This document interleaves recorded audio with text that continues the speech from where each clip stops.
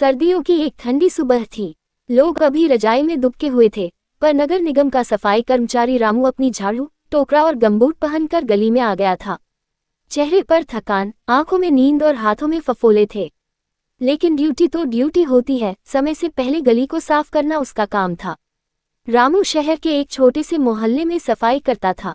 वह रोज सुबह 4 बजे उठता, नहाता और अपनी बीवी सीमा के हाथ की बनी चाय पीकर निकल जाता। उसका घर पास की झुग्गी बस्ती में था, जहां पानी, बिजली और शौचालय जैसी बुनियादी सुविधाएं भी पूरी नहीं थीं। रामू के 3 बच्चे थे, राजू, पिंकी और गोलू। राजू 8वीं में पढ़ता था और पढ़ाई में तेज था। रामू का सपना था कि उसका बेटा पढ़ लिख कर बड़ा आदमी बने, ताकि उसे यह गंदगी वाला काम न करना पड़े। रामू का काम बहुत कठिन था। उसे नालियों की सफाई करनी पड़ती, कचरे के ढेर को उठाना पड़ता और लोगों की फेंकी हुई गंदगी को साफ करना पड़ता। कई बार तो लोग उसे गंदा समझते, उससे दूरी बनाते और तिरस्कार की दृष्टि से देखते। एक दिन की बात है, रामू नाली साफ कर रहा था, तभी पास से गुजरती एक महिला ने अपनी साड़ी को समेटते हुए कहा, हाय राम रे, ये लोग कैसे रहते हैं गंदगी में। रामू ने कुछ नहीं कहा, चुपचाप काम करता रहा। ये बातें उसके कानों में हर दिन पड़ती थीं। वह आहत होता था, लेकिन क्या कर सकता था, यही तो उसकी रोजी रोटी थी। दिवाली पास आ रही थी। लोग घर सजाने में व्यस्त थे। बाजार रोशनी से जगमगा रहे थे, मगर रामू के घर में उदासी थी। उसकी पत्नी बीमार थी और दवा के पैसे नहीं थे। उसने अपने सुपरवाइजर से एडवांस मांगा, पर उसे झिड़ककर भगा दिया गया।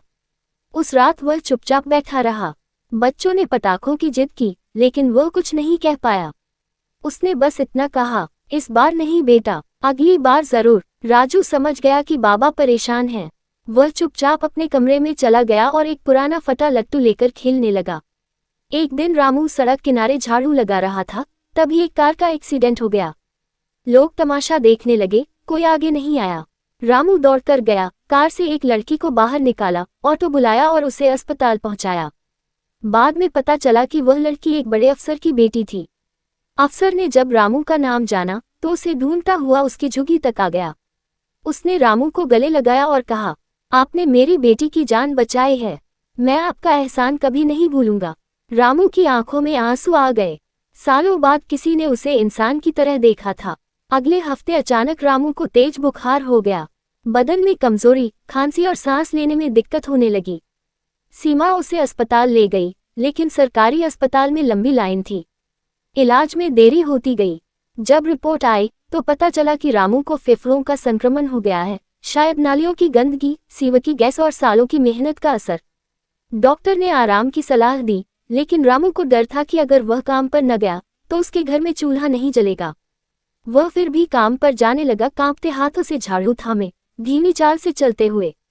एक दिन बारिश हो रही थी, नाली जाम हो गई थी। अफसर ने आदेश दिया कि तुरंत सफाई हो। रामू बीमार था, फिर भी ड्यूटी पर गया। वह नाले में उतरा, सफाई करने लगा। पानी तेज था, लेकिन वह अपना काम करता रहा। तभी उसका पैर फिसला और वह अंदर गिर पड़ा। लोग चिल्लाए, दौड़कर उसे बाहर निकाला गया, लेकिन तब तक बहुत देर हो चुकी थी। रामू अब नहीं रहा। रामू की मृत्यु की खबर मोहल्ले में फैल गई। कुछ लोगों ने अफसोस जताया, कुछ ने सिर्फ सिर झुकाया। नगर निगम ने औपचारिक रूप से एक नोटिस चिपका दिया, सफाईकर्मी रामू की मृत्यु पर शोक व्यक्त किया जाता है। बस इतना ही। राजू अपनी मां का हाथ पकड़े खड़ा था। उसकी आंखों में आंसू नहीं थे, शायद अब वो समझ गया था कि इस देश में सफाई करने वालों की जिंदगी कितनी सस्ती होती है। रामू की मृत्यु के बाद अखबारों में एक खबर छपी, सफाईकर्मी की मौत, प्रशासन बेपरवाह। कुछ एनजीओ सामने आए, लोगों ने दान किया, और अफसर जिसकी बेटी की जान रामू ने बचाई थी, उसने राजू की पढ़ाई का पूरा खर्च उठाने का वादा किया। राजू ने फैसला किया कि वह बड़ा होकर ऐसा अफसर बनेगा जो सफाईकर्मियों को इंसान समझेगा। ये कहानी सिर्फ रामू की नहीं है, यह उन लाखों सफाई कर्मचारियों की कहानी है जो रोज गंदगी से लड़ते हैं, बीमारियों से जूझते हैं, लेकिन फिर भी मुस्कुराते हैं ताकि शहर साफ रह सके।